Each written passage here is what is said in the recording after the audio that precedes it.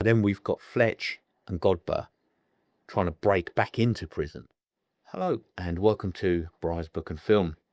The film we're going to talk about today is Porridge, the movie from 1979, directed by Dick Clement.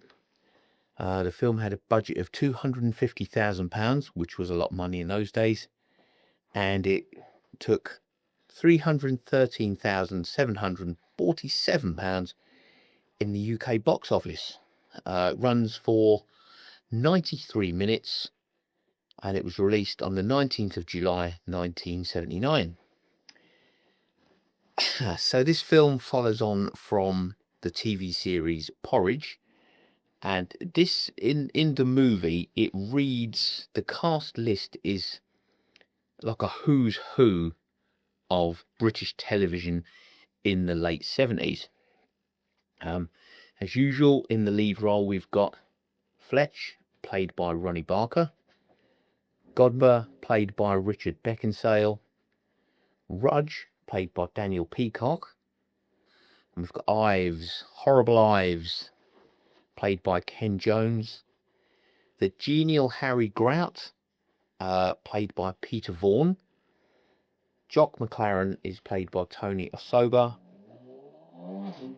Bunny Warren is played by Sam Kelly, Oakes is played by Barry Rutter, Urquhart,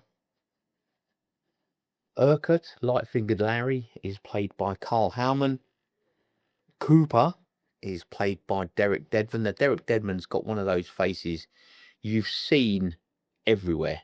You've seen Derek Dedman. If you've watched any telly at all, you've seen Derek Dedman. And old-timey wrestler Jackie Pallow plays Jacko. Those are the prisoners in Slade Prison. You've got Mr. Mackay, played by Fulton Mackay. He is the senior officer of the wing. I think he might even be the chief officer. Mr. Baracus, played by Brighton Wilde. Again, he's in the in the mix.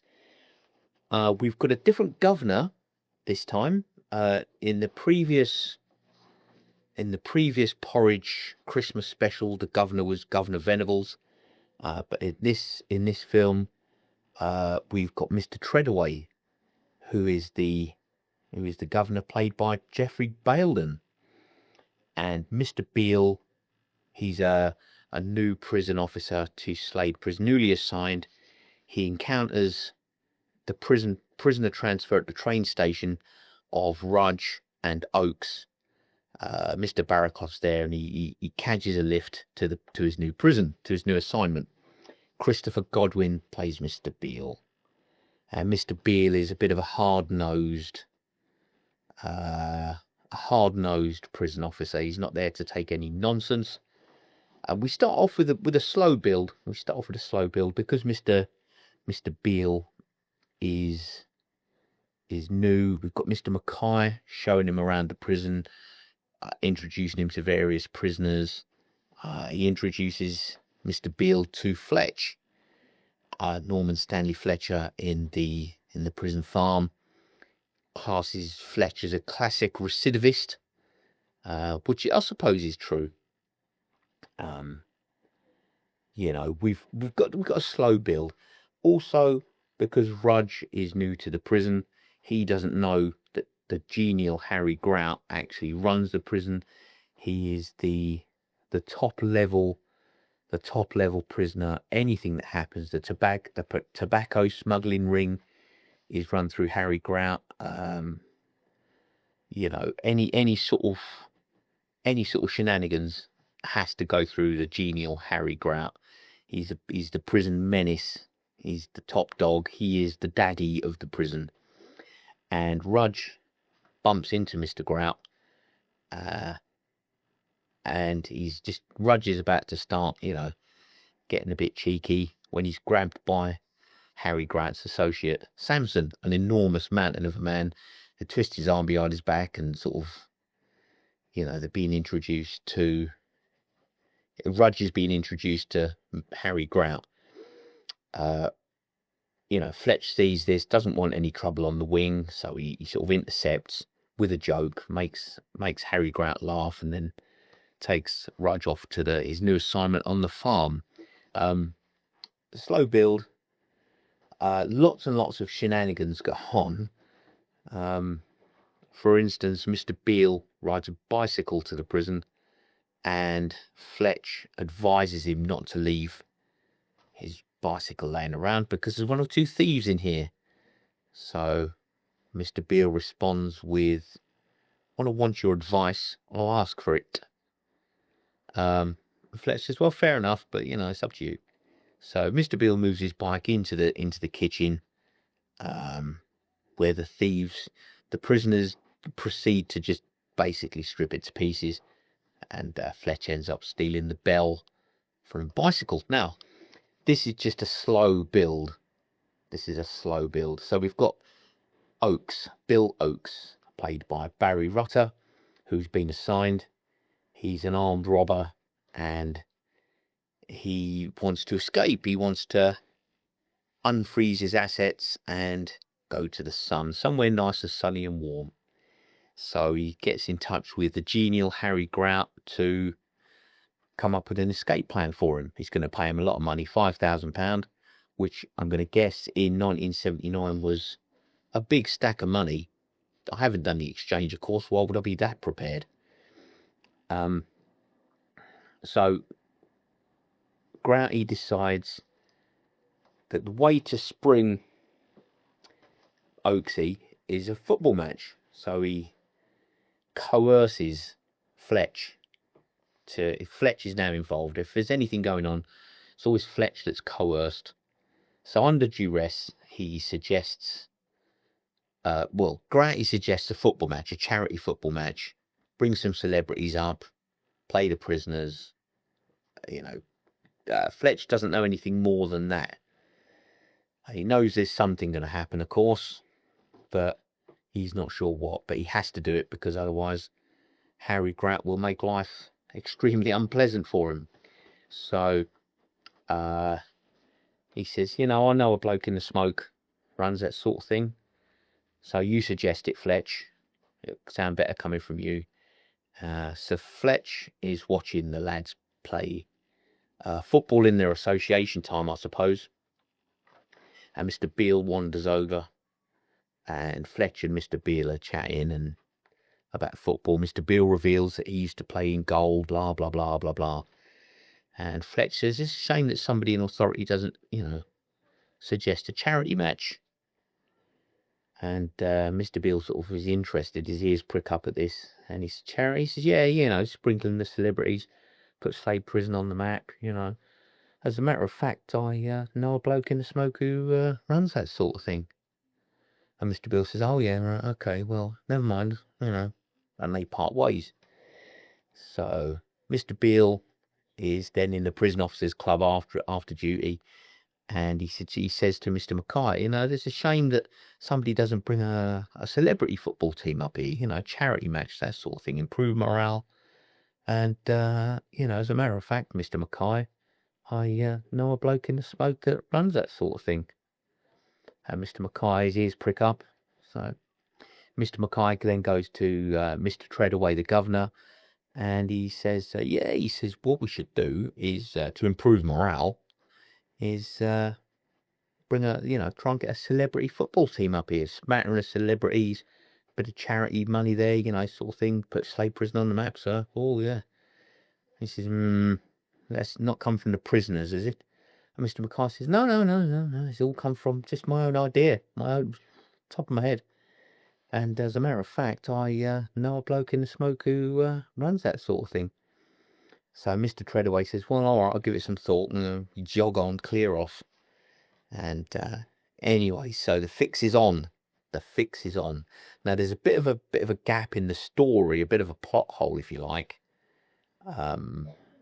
because we go from this sort of fourth or fifth hand idea to now genial Harry Grant knows that there's a football match coming, and then he coerces Fletch to coach the football team. Fletcher's now coaching the football team. He doesn't want to, but he has to, or the genial Harry Grout will make life extremely unpleasant for him. So, he accepts the invitation. He's forming the football team. Oakes is part of the training, and Oakes can't trap, dribble, or kick a ball. He's totally unfit. He's got no idea about football, and Harry Grout sort of summons Fletcher to a meeting. He says, "Right, let's hear the team." So he's looking on the clipboard, and he's reading out the names, and he says, "Yeah, it's funny that." He said, "I didn't hear Oakes' name on that," and Oakes is sort of standing next to Fletch, giving him the evil eye. It was quite intimidating, actually. And he says, "Well, no," he said, "Oakes isn't in the team." He said, "Great." He says, "Yes, he is." No, pardon me. Oakes says, "Yes, I am." And he goes, "No, you're not." And Grady says, "He is." He says, "No, but he's not. He's not on the team. He's rubbish at football." And he said, "He can't play football." And Oakes says, "Yes, I can." And Grady says, "He's in the team." And he says, oh, yeah, look, I've got you in the team all along, Oakesy. I've just spelt it Warren instead of Oakes. So Oakes is now in the team. The charity, the celebrity team appears in a coach, big 53-seater, driven by Gordon Kay. I can't remember the character's name because he's not a big enough part in but Gordon Kay, he was in Hello, Hello, amongst other things. He's driving the coach, and during the match, Oakes fakes. The coach driver goes off for a pee in the changing rooms, and Oakes fakes a knee injury. So he goes to the changing rooms where he ties up the coach driver, steals his clothes and his flat cap, and draws a moustache on with a grease pen. Meanwhile, while the match is continuing outside, Lenny Godber receives a concussion injury. So he clatters his head on the goalpost, and he's got to be taken off and substituted. So Fletch takes Godber to the changing rooms because he's concussed, where he catches Oakesy kidnapping the driver, tying him up because he's part of the plan. And so then Fletch and Godber are forced to escape from prison at gunpoint because Oakesy takes them with him. He said, "I can't have you running around. They won't believe your story, so you got to come with." So Oakesy just drives straight out of the prison in the coach. There is a moment of horror when the coach is stopped from driving past the pitch for a penalty, and Mr. Mackay says, "Yeah, open the gates. Yeah, let him out. Let the coach go. He's got to fill up with fuel." So now Oakes is free and clear.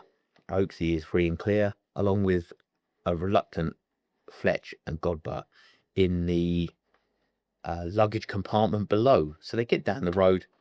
They're forced into a camper van, Oakesy's getaway. And eventually, Fletch protests so much about he doesn't want to escape. He's got no time to do at all. He doesn't want to be doing longer. Let him go, and they'll make their way back. So essentially, what we've got is so Oaksy's gone. You don't see Oakesy anymore. Then we've got Fletch and Godber trying to break back into prison. So they eventually find where they get back to where Oakesy dumped the coach, and they manage to, while Mr. Mackay is reversing, because Mr. Mackay's there getting a telling off from the local police, and the policeman says, "Well, you expect one to maybe tunnel out." He says, "Or go over the wall on a rope ladder." He says, "But three of them driving out in a bus." He says, so the policeman's not happy because now he's got to round up these three prisoners. So while that's sort of happening, Fletch and Godber are making their way to get back in the bus, in the luggage compartment, and they actually do manage to get back into prison. They break back into prison, and then through a stroke of genius, Fletch finds his way into the cellar of the prison officers club where they keep the alcohol for the prison officers, and you know, so Mr. Mackay is not impressed at having despicable prisoners in his storeroom, and so then Fletch is facing Mr. Treadaway to say, well, he forced us down the hatch because we'd have blown the whistle on him. We'd have gone to see Mr. Mackay, who had the whistle at the time, because Mr. Mackay was the referee for the football game. So, you know, Fletch had to drink a bit of alcohol in the cellar to get the illusion that he'd been drinking to stay warm, medicinal. So then Mr. Mackay knows that they've been out. He knows because of the various misadventures they've had. I can't prove it, he says, but I know you've been out. And they say, well, we don't know, Mr. Mackay, you know. So they escape from prison by accident. That's the main part of the film. They break out of prison by accident, and then they break back in and manage to just about sneak away with it. So when it's all hitting the fan, Mr. Treadaway says to Mackay, he says, don't forget, he says, I won't forget this was your idea. And Mackay says, no, it wasn't my idea. No, totally wasn't me. It was Mr. Beale. It was Mr. Beale's idea. And Mr. Treadaway says, yeah, well, anyway, you know, he's not impressed. So he's not impressed at all. So he's, you know, it all sort of goes back down the line again. It goes up the chain quick enough.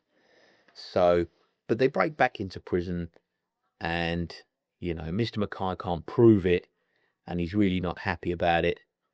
But the prisoners are where they should be, with the exception of Oaksy, of course. So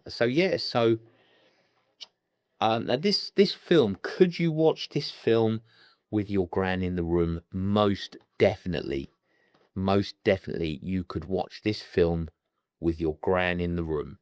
It is perfectly fine. There's no profanity. There's no coarse language. You know, one of the prisoners does get sort of clobbered, but it's nothing. You don't sort of really see anything.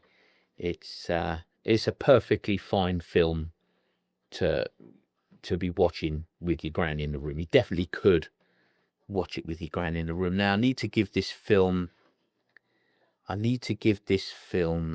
a rating on the coffee cup scale, and I'm going to give it 4 hot coffee cups and some biscuits and some custard creams. 4 hot coffee cups and some custard creams for Porridge, the movie from 1979.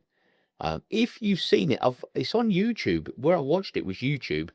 I'll go back through my history and put a link in the box below. If I could, you know, I should be able to find it. I'll put a link in the box below. You can watch it. It's really funny. It's from the TV series Porridge, which I believe is available on the BBC iPlayer if you're in the UK and you get that. So you can watch Porridge on the TV series, but the movie is really funny. It's really good.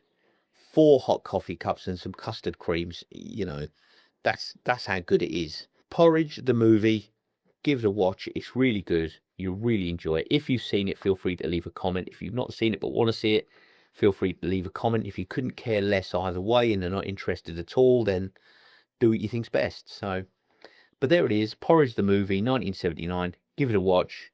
You won't be disappointed. And I'll catch you on the next one. Bye for now.